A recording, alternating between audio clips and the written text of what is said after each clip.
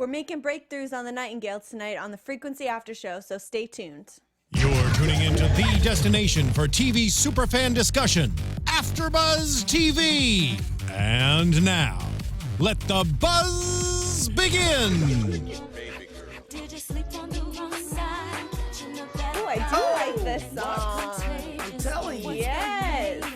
What's going on, AfterBuzzers? Welcome to the Frequency After Show. Tonight we're reviewing episode 7. It's called Break, Break, Break. I'm Olivia Gabaree. Please follow me on Instagram and Twitter at @the_real_O_G. And I'm your boy, Chaos J, KAAOSJ.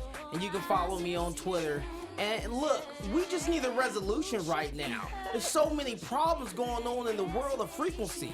So let's start problem solving. All the freaks are out of order tonight. I'm telling you. Fricka. So we open up the episode and we're just picking up the pieces of Amanda's death. So as we know, Amanda was found many years after Frank had saved her from the Nightingale killer. And it seems like she still fell victim to the Nightingale even so many years after. Well, that was one of those olive branches that, or not olive branch, but that was one of those branches that grew a different way because they didn't cut from the trunk. They ain't cut from the trunk, See, bro. rookie mistake. Didn't cut from the trunk. And it seems like Satch was pretty upset by that because, he thought he saved a person and they thought they saved Amanda and she ended up dying anyway. And I guess that, it must have really bothered to him because it led to almost led to his retirement. Right.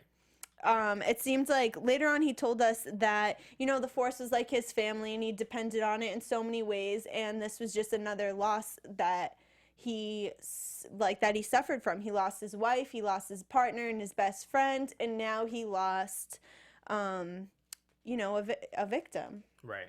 So, of course, Moreno's the one to tell Raimi this, which was kind of messed up by Satch. Don't you agree? Mother.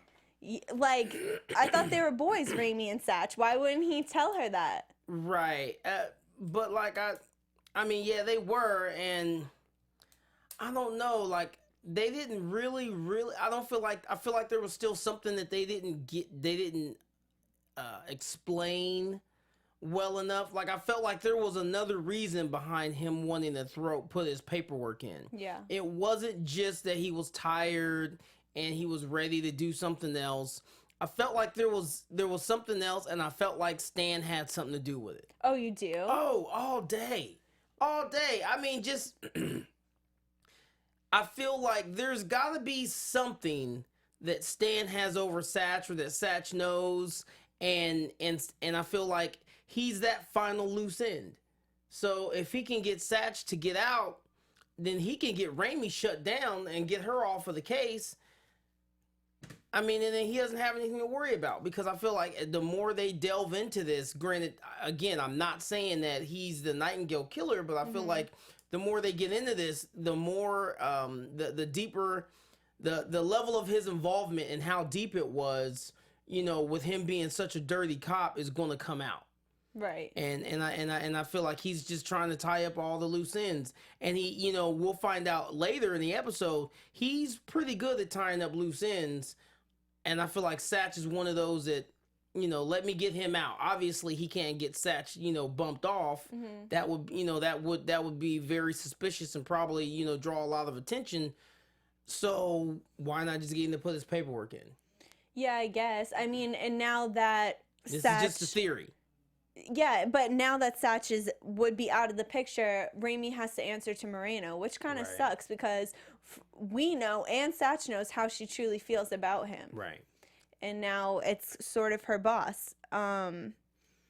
But Moreno brings up that he wants some fresh eyes on the case. And of course, Satch does say, Moreno wants fresh eyes, but Satch says, you're the younger version. You have fresh eyes. I'm too old for this. And he's kind of down on himself. So that's why I thought he was over the whole police force, is because the Nightingale got the best of him.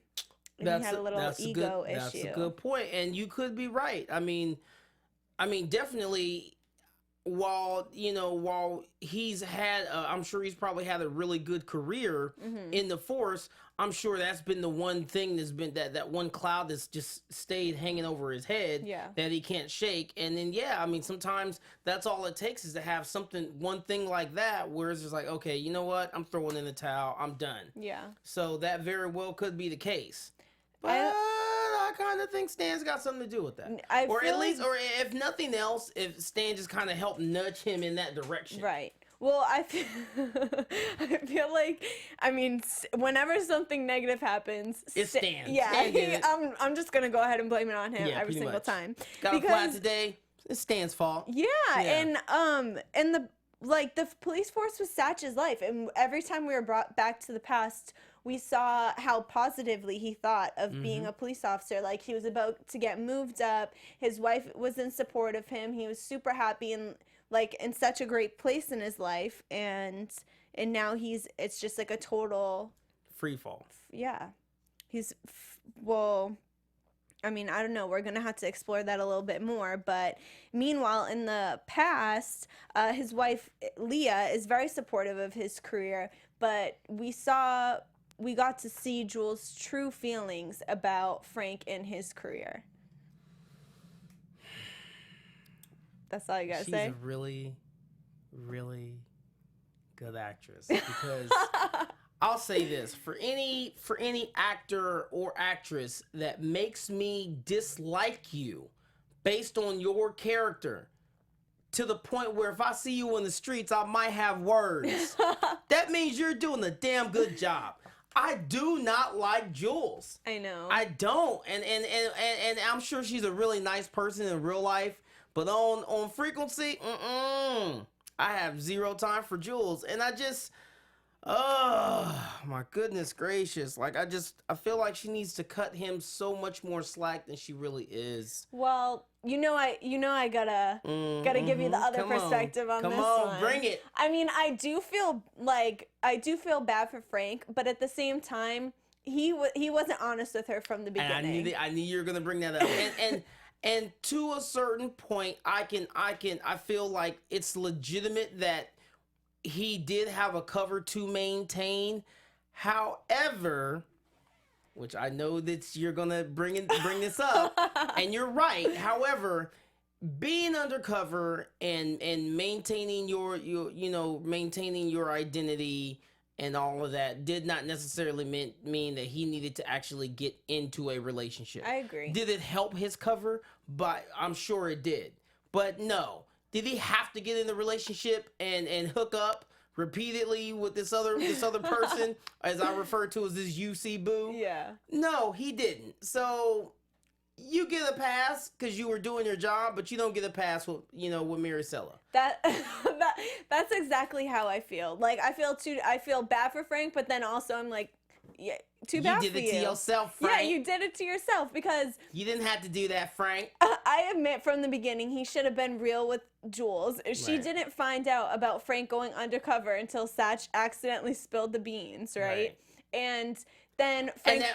and that's also his fault because he should have told her before anybody. She should have heard it first from him. Yeah. Granted, Satch didn't do it on purpose, but yeah, he should have already prepped her for that. He should have, but he probably kept it from her because he knew that she would be mad. Not only that, but he probably wasn't 100% sure how he was going to sell her on this idea of him going undercover for months and not being home. Right, and he only presented it to her as months, and granted, he probably didn't realize it would extend for as long as it did, but I think that he was downplaying it to her just for the sake of keeping her, hushing her up. That's what you...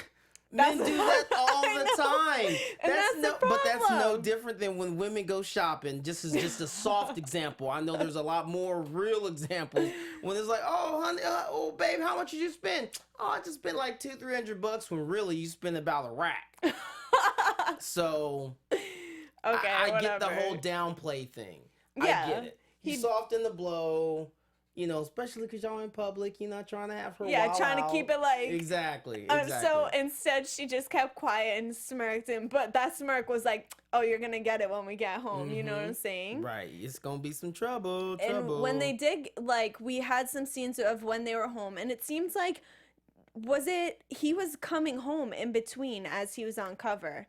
Like, did you see? I felt like he was just like rolling in and said something to her and rolled back out, you know? Right. I didn't feel like it was in the beginning. I felt like it was in the midst of everything, and she was like, you can't just keep coming back and forth because then it makes things more difficult. Right. No, definitely. And yeah, go ahead. I don't, just go ahead. But I mean, I definitely do agree because now, what was her name? Maricella. Maricella. She surfaces after Frank is done being undercover and somehow finds his real house, although she does not know his real life. Right. And is that because Moreno told her where he lives? I would. Yeah, I mean, Moreno's dirty, and why not? Let's just go ahead and blame it on Moreno. Yeah. So he probably told her. I mean, but, you know, also let's keep in mind, too, she, you know, according to her, she got beat up by cops. Exactly. So, yeah, I'm sure that let slip or something. Somehow, some way, all I know is that was such a bad look when she showed up.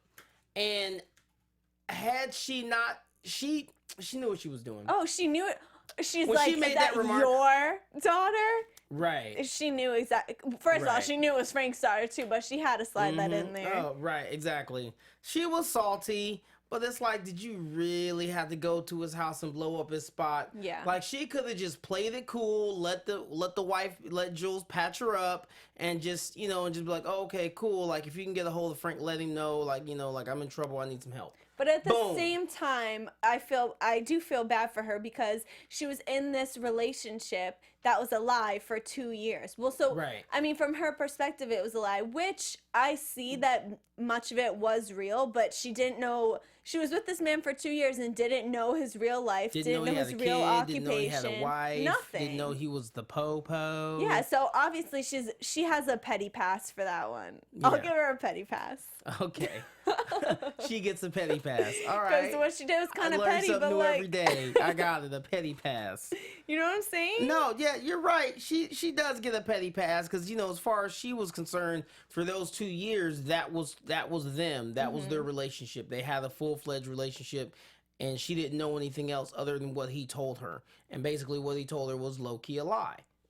Yeah. So, petty pass. Petty pass for Maricella. So, Jules patches her up, and I knew as soon as, like, Jules knew what was up too, and because you could just tell, like, by the look on her face. Well, and then women's intuition, you know, like, yeah. Just showing up to my house, looking for my husband. Obviously, something's up. Something's wrong, and then you know, then when he comes home and she's sitting on the couch. Whew. Oh, he knew. He was gonna catch the wrath. He already knew. Like when she's like, "Hi," he's like, "What's wrong? What's wrong? Nothing. Nothing." Right. What's wrong? I'm fine. Like, you okay? I'm fine. There's never a time when a woman says she's fine that she's actually really fine. I don't even think that, like, when a woman is in a good mood and things are going great, she doesn't even use the word fine. That's not even in her vocabulary. So if a woman says I'm fine, your ass is in trouble. She ain't fine. She is not fine. She might be fine, but she is not fine. And Jules sent Maricella right over to Frank's place Satch's garage, which is now Frank's place. She called Satch like, "Hey, come get your boy's boo thing." She wasn't having any of it. Yeah, I need my house empty because it's about to go down. And then we find out from her conversation with Frank that she was in trouble, and she was trying to escape the whole entire life and situation in New York City. Because she was going to steal that. She was going to get that stash money from her brother. Her brother who passed away, you know, left all his stash behind, and that was her out. She was going to use that, sell it to his friend, and leave New York. But she was intercepted by some cops, which I'm going to assume is Moreno's boys, because obviously now we always assumed, but no one really ever came out and said Moreno had a complete role in this drug game. But he must have been pretty deep in it if he knew exactly where the stash was and knew how the situation was going to play out. Right. And the fact that, you know what I mean, low key, by her getting to that stash, he had probably already, you know, once he got rid of Ricky, he already probably laid claim to that stash. Yeah. So then she's trying to take that stash And then, yeah, like you said, Ricky's homeboy was going to buy her out so she could leave. He's like, oh, yeah, no. That stash is mine. That money you think you going to give her is mine. Yeah, not having it. And then, but you skipped a part. What part? Skipped when they're arguing, when Jules and Frank were arguing, they're having a discussion, and they weren't really arguing. But she was just kind of calling him out because she's salty about the fact that Maricella shows up. Oh, and I then, know what she's you're like, saying. I kept my ring on the whole 2 years you were gone. And she pretty much lets us know that, yeah, she was definitely getting Coach Ted's halal stick. Wait, but I don't think she was, because she made it look like that. But remember, she said he was there for me and when you weren't. Yes, but I think this is where I'm going to go ahead and give Jules a petty pass as well. Okay, she gets a petty pass too. So basically, let me just guess before you tell me. You're going to tell me that nothing happened while he was undercover, and it wasn't until afterwards that something happened. That's exactly what I'm going to tell you. That's exactly what I'm going to tell you. Because she there's no way she was going to look like the underdog in this situation. If he was cheating on her for 2 years. But she didn't know.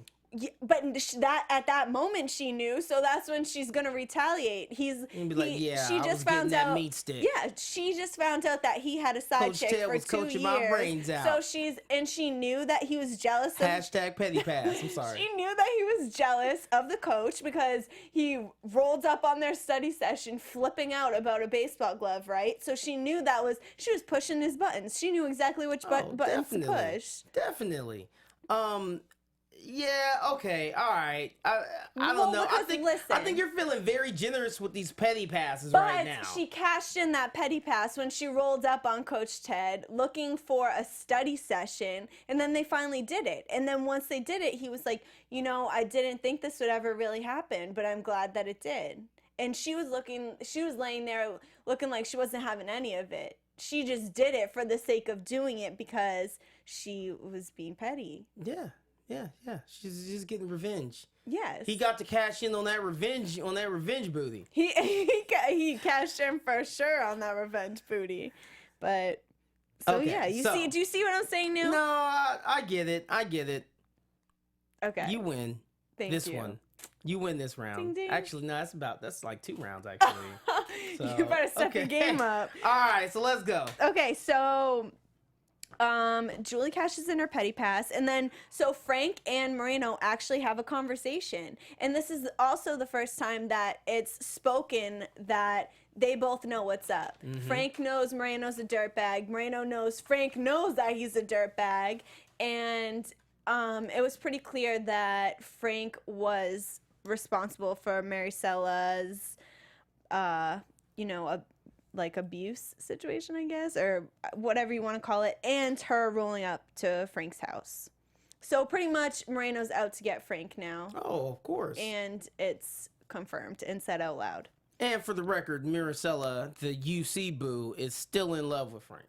Oh, it's is. It's still real. And it was real for me. I'm still there. I think it was real. I think it really was real, though. Well, definitely. And I mean, I thought it was pretty classy the way he dealt with it. He didn't just shut her down completely. He did shut her down, but he just said, look, I would never disrespect what we had, but I can't be with you now. Because obviously he's still holding the torch for Jules, who's already moved on with Coach Ted. All right, back to you.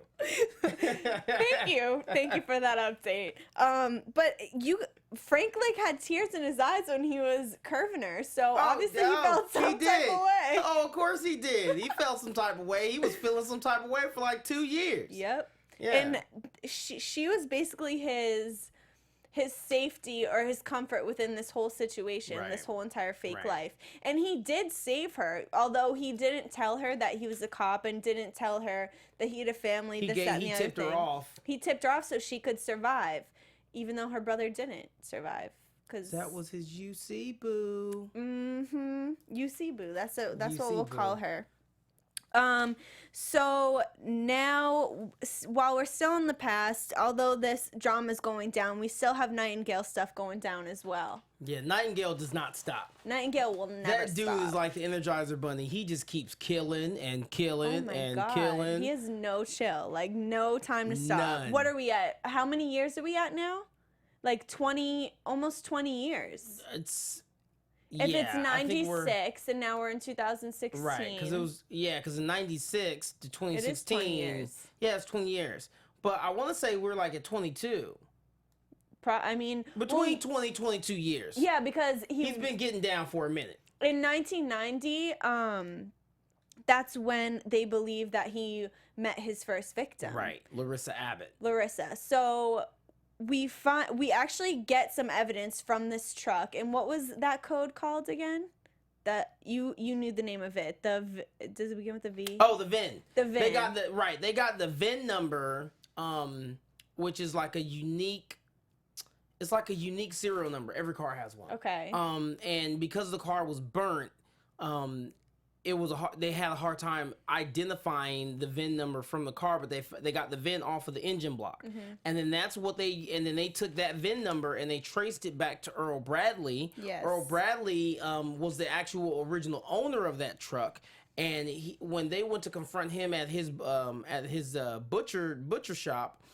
He had said that, that truck's, it's been chilling at my house in the Catskills, and I've been trying to sell it, and I haven't really been up there in the last 2 years because, my daughter lives somewhere else in Texas or something like that, and he was visiting her for the last 2 summers, so he hadn't even been up there, did not know that his truck had been stolen, so then that kind of removes him from the whole scenario as being one of the potential Nightingales, as being the Nightingale killer. Exactly. And so this little piece of evidence caused Raimi to immerse herself deeper into the case. And, Satch is still pretty upset by this, and he's kind of checked out by it. So he just leaves it all to Raimi. And he brings her to his garage that just has boxes and boxes of evidence and papers, which is weird. Like, is that legal? Can you take that stuff home with you? Shouldn't that stuff stay at work? I'm wondering why he had it, but then again, that's Frank's old home, is it not? Right. Not only, he lived in Satch's garage. Right. And not only that, but I'm sure I get the feeling, and this is probably not uncommon, that a lot of times with detectives, we already know that stuff comes home with you, even if you don't want it to, and they probably did their own independent investigating. In addition to whatever they were doing for work, it didn't stop. Yeah. So, it could be that they were legitimate. That was their own evidence and stuff that they had already started to develop as the case went on, and it wasn't from the force. Yeah, I guess Who so. knows? Well, all that proves is they were working endlessly trying to figure this out, and now it's Raimi's job to do the same. So she spends all night going through all these boxes, and she comes up on one case, this case of this girl named Larissa, who the common thread was the Catskills. Right. This girl went missing there, and that's also the same place where the truck came from. Right. So their train of thought is that the Nightingale, obviously he had to roll through the Catskills at some point because this is where he got the truck, and also this girl was missing. Her remains were found, and they weren't like in line with a common Nightingale killing, but Raimi made a good point saying, her bones were scattered everywhere, but the only things that were found together were her hands and her wrists, whatever, as if they were bound together at some point, which is consistent with the Nightingale. Exactly. And then not only that, but then they found all these different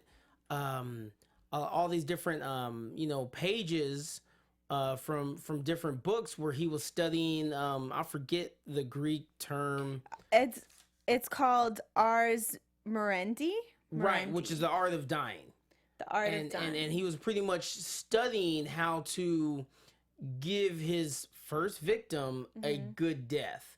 Down to having the bathtub where he could baptize her and cleanse her of her sins before killing her. It's so creepy. And then that's when they came to the conclusion it's extremely creepy. And that's when they came to the conclusion that in his sick, twisted mind, like he's saving these women, like he's saving them from themselves in some kind of way. But I'm wondering why nurses need to be saved, like what his perspective or thought process is behind that. Because those people are the ones that are giving care and saving other people. Yeah. So what do they need to be saved from? And at first, this Larissa case wasn't even thought of in the whole world of the Nightingale, because no one knew that she was actually a nurse until they met with her brother that just so happened to live in New York City, and he explained to them that she took on a second job. She worked at a summer camp. She was an art teacher there during the day, and at night she was the nurse. Yeah. So the camp closed after 2 years, and then that's when she went missing. And so that caused Satch and Raimi to go to the camp, which was still there, just abandoned, and that's where they witnessed this whole entire crime scene. And they saw all of the drawings that you were talking about, the Ars Moriendi, whatever, the art of dying. And they also came across a piece of evidence, and it was what do you call those? A zip tie? Is that what they're called? Yeah, we'll call it a zip tie. They found a zip tie that looked like it could probably have been holding wrists together. Right. Oh, and they found food wrappers too. Oh, which yeah. showed that someone had been, Yeah, it looks like he was holding her hostage in this creepy nurse's office. In this camp. In this camp, in the middle of the woods. Right, in the middle of New York. Not in the middle, more like it's probably like up there, upstate, Catskills, up in the boonies. Yeah, in the boonies is pretty much what we're gonna say. So it's like he was not torturing her, but just prepping her for the good death. Yeah, he thinks he's like cleansing her soul, getting ready to kill her. Right. And I'm wondering very troubling. Why they painted us a picture as if they almost had a relationship beforehand, or they definitely knew each other. Right. There was definitely some familiarity between the two of them. And he must have spent some time in the Catskills, because he knew that what was the guy's name again? Earl Bradley. He knew Earl probably didn't spend much time up at his campsite, whatever it is, and he knew that he was never using his car, so he would never notice if he took his car. It was gone, right? Yeah. And then he must have met Larissa up there, and then it all went downhill from there. So I don't know, Larissa. We're probably gonna find more out about her, because now that we for sure know that this is a Nightingale death. And also, did you notice when Satch and Raimi went there, they saw the rosary beads on the statue, on the statue of Mary? So I'm wondering, maybe, after years, would it really still be there? I'm not sure, but maybe he's still spending some time there. I don't know. Could be.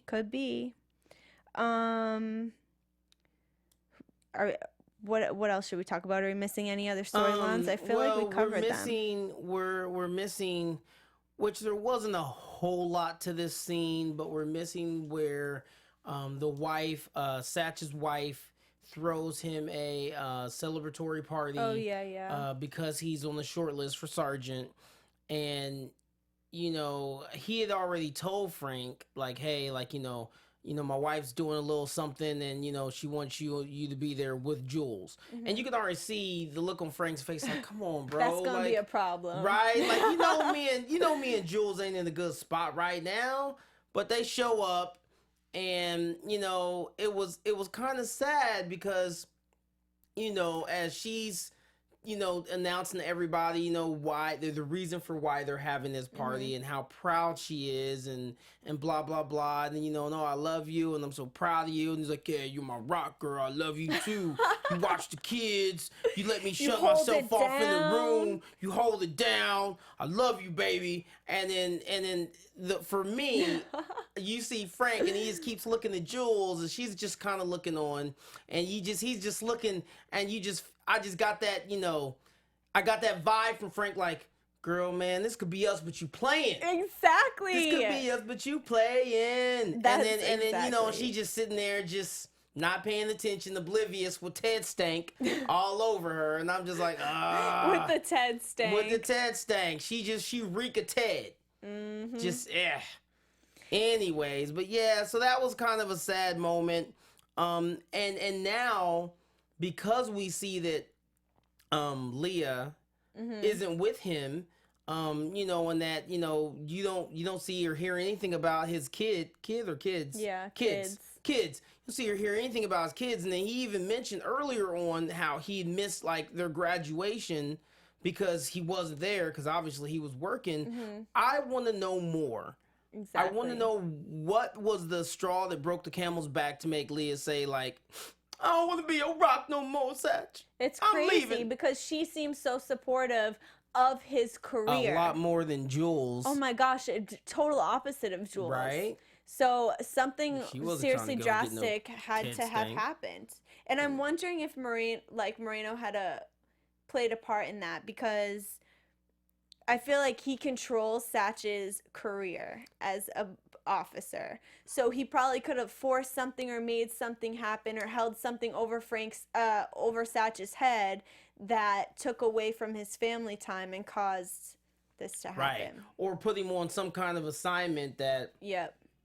Or just held made- something against him and made him do Something. certain things that Leah didn't agree with. something. Yeah. But we need to know. We need to know. Hopefully need to next know. episode we bring that up. But I'm so mad that this episode we didn't bring back the guy from jail that Right. explains our trunk with the scenario. time with the whole time radio thing. Yeah, we heard nothing like, about I really him. wanted to see more of that. I wanted to see more of him and his whole trunk theory. Mm-hmm. And I wanted to hopefully see the two, between him and Raimi interacting, her finally saying, okay, cool, man, like I believe you because this happened to me, blah, blah, blah, blah, blah. Instead of her trying to play this tough role like, I don't believe you.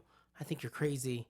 And I feel like that would just be way too easy, because if she did give in to him and did agree to work with him, they could probably figure a lot of stuff out. Right. But Exactly. that's just too easy. That would make too much sense. She needs to be an independent woman, independent detective, I guess. whatever. INDEP. I'm sorry. Exactly. Right? Exactly Do you know what that means? So do you have any predictions for the next episode? Thank you. Oh my goodness. And now, your AfterBuzz TV predictions. I mean, we said a lot of them, but We really did. I feel like we might get a little. Have you noticed that they're literally just dangling Moreno in front of us like a carrot? Like we just get snippets of how bite deep it. his involvement is and how far his reach goes. Just snippets, just like little teasers. So give me some more snippets. I think Moreno's the meat of the story. Oh, he is. We're gonna find out so much. We're gonna be like, oh my god, my mind is blown. I think a lot of things will make sense when we finally discover Figure out what's up with him. exactly how far and how deep his involvement is. Yep. Yeah, I would like to see a little bit more about that. Bring back the dude from jail, and What do you I think don't about need any Maricella? Jules scenes this next episode. Oh, None. really? None. I'm so over Jules right now. I'm over it. But wait, in the preview for next week, they did say something where she's like, "Dad, you gotta get Mom back." And he said, "Yeah, there's one. I won her over once. I'm gonna win her over again." So I take that back. I do want to see some Jules scenes because hopefully there's a shift in the time, tree branch, whatever. And then maybe Frank wins her over, and then next thing you know, the show goes in a whole different direction. I could. I mean, this episode we didn't see any shifts at all. Nothing in Not the past really. had changed because, nothing in the past changed to change the present. Right, or vice versa. Yeah, is exactly what I'm saying. But I have a feeling Jules is going to give him a hard time for a long time. Doesn't she? Exactly. Just for the sake of giving him a hard time. Just because. And especially now that she knows about the side chick, she was giving him a hard right? time before. What do you think it's going to be worse. now? Mm-hmm. Not only will it be worse, but I mean, at the end of the day, I think she's going to give him that much more of a hard time because she's not as invested now that she's got kind of Ted in the back pocket. She got that Ted. But she halal wasn't stick. feeling him. I feel like her face when she was done was like, why am I laying here? She Right. just did it for the sake of doing it. I feel like he's good for the time being. Yeah. Yeah, He fills the void. Ted's not, granted, we know that right now her lifeline is, her lifespan is kind of cut short because they still haven't figured out that problem. But I kind of feel like even if they do figure it out, like Ted's not that guy. Ted's just cool for right now. Ted's, He's the rebounds. He's the rebound. Exactly. I wonder where we're at in Julie's lifetime. Like the timeline of her lifespan. Like, is the clock ticking for her? Right. Like, when is he coming after her? I don't know. Maybe can because he we come keep soon? Maybe because we keep on making these changes, it's just prolonging Okay, it. can we not? Like, we're Can just it cutting hurry the up? branches and they're just growing further up Can the he tree. get Ted too? Oh, what if he gets them together? Well, because he's stalking Jules, so he knows what's up with Ted. Right. So maybe he might get a little jelly and he might take Ted out of the mix too. Honestly, I don't know. I'm just talking trash. I mean, Jules is cool. I get it. It just, like Frank is a ROD, man. Frank rides or die is a ride or die for Jules. I'm gonna need her to be the same way. Exactly. But what do you think about Maricella? Because she disappeared. She did disappear. Hopefully she's not dead. I don't think she is. I think we're gonna see her again. Or maybe we won't. Maybe when we see her again, she'll be with a toe tag, and then that'll be even more fuel to the fire for Frank to go after Stan. I feel like this could go two ways, and I didn't even think of that, but that would be some shit, because Right. I feel like Frank really does care about her so much, and if something did happen to her, he would look to retaliate just like he's doing for Jules. Yeah. But I also was considering her being like an accomplice for Moreno. Trying to, get in Frank's head and finesse a little bit. Right. See what to he make knows. something happen. Right. Which could be. She could be a double agent. Because she found his house somehow. Right. This She is didn't true. find it on her own. She didn't even know who he really right. was. When they was roughing her up, she could have agreed to sell him out in exchange for her life. So she could She could be dirty. She could be dirty as well. So I'm interested to find that out. Any other final thoughts? No, I think that's about it. I've already bashed Jules enough. I threw a little bit of shade at Ted. We already know Moreno's dirty. I don't really have a lot to say about Raimi this episode. There's nothing wrong with her. She's cool. No shade to throw on Raimi. No shade to Raimi. Not this episode. I feel a little bad for Satch. Me too. I kind of want to know a little bit more about what's going on with Satch. And that's it. I just want to see what's going to happen next. All right. And I kind of low-key feel like since Jules is curving Frank so hard, if Maricella's still around, go ahead and get you a little, don't for say old time's that. sake. I mean, I'm just saying, the way For Jules old is... time's sake. I'm just saying, Jules has made it quite evident that, like, right now, Frank is done. Like, he's cut off. So, just, get you a little sympathy booty, bro. I'm just saying. I'm going to leave it at that. All right. I'm going to get in trouble when we go off When air. the cameras are it's off. about to be trouble. All right. Thank you guys for tuning in. Please comment, like us, give us some feedback, and please give us your predictions so we can shout you out on the next episode. I'm your host, Olivia Gabaree. Please follow me on Instagram and Twitter, @thereal_O_G, and I got Chaos with me. What? Chaos J. You know where to find me, and if you don't, now you do. KAAOSJ at Twitter. And you can also find me on Instagram, Chaos_Oceans31, because I'm giving you what? 31 flavors of waviness, baby. That's right. All right, guys. We'll see you next week. Thank you.